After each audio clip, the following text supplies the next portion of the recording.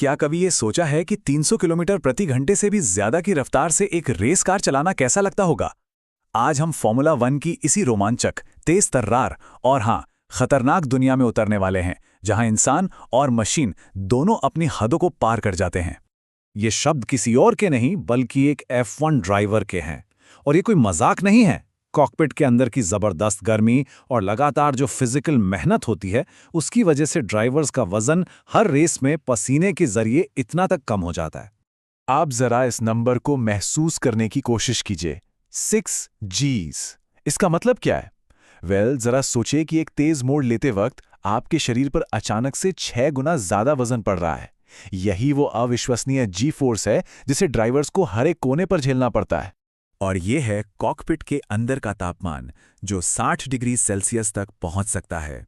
यही जानलेवा गर्मी, जैसा कि अंदाजा लगाया जा सकता है, उस जबरदस्त वजन घटने का एक बहुत बड़ा कारण है जिसका हमने अभी जिक्र किया।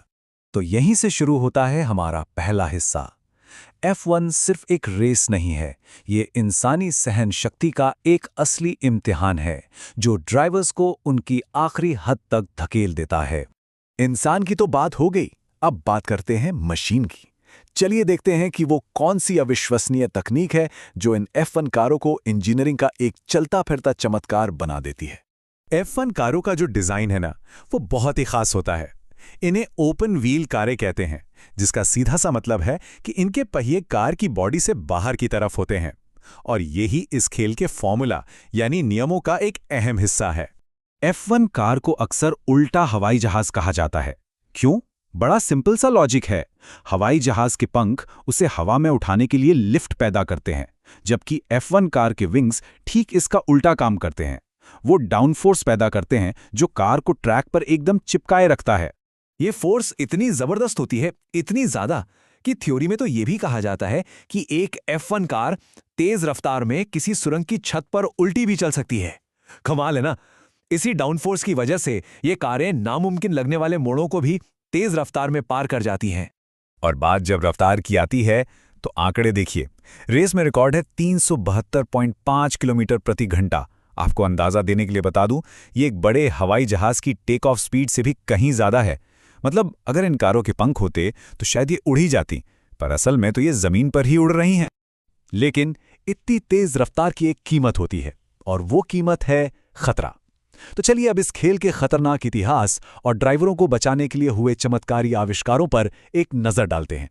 52 ये सिर्फ एक नंबर नहीं है, ये उन ड्राइवरों की संख्या है जिन्होंने फॉर्मूला 1 की शुरुआत से अब तक अपनी जान रेस के दौरान गंवाई है। यह आंकड़ा इस खेल में शामिल जानलेवा जोखिमों की एक कड़वी सच्चाई है। F1 में सेफ्टी का जो पूरा सफर है ना, वो हादसों से ही लिखा गया है। 1970s में योखेन रिंट इकलौते ऐसे ड्राइवर बने जिन्हें मरणोपरांत वर्ल्ड चैंपियन का ताज पहनाया गया। लेकिन खेल को हमेशा के लिए बदल दिया 1994 के उस काले दिन ने, जब महान ड्राइवर आयरटन सेना की मौत ने इस खेल को झकझोर कर रख दिया और सेफ्टी को लेकर एक क्रांति की शुरुआत हुई। और उसी क्रांति का एक नतीजा है ये हेलो। ये टाइटेनियम का एक ढांचा है जो कॉकपिट के ठीक ऊपर लगाया जाता है, ताकि ड्राइवर का सिर किसी भी टक्कर या उड़ते हुए मलबे से बच सके। मजेदार बात यह है कि जब इसे लाया गया तो इसके लुक की बहुत आलोचना हुई, लेकिन तब से लेकर आज तक इसने कई ड्राइवरों की जान बचाई है।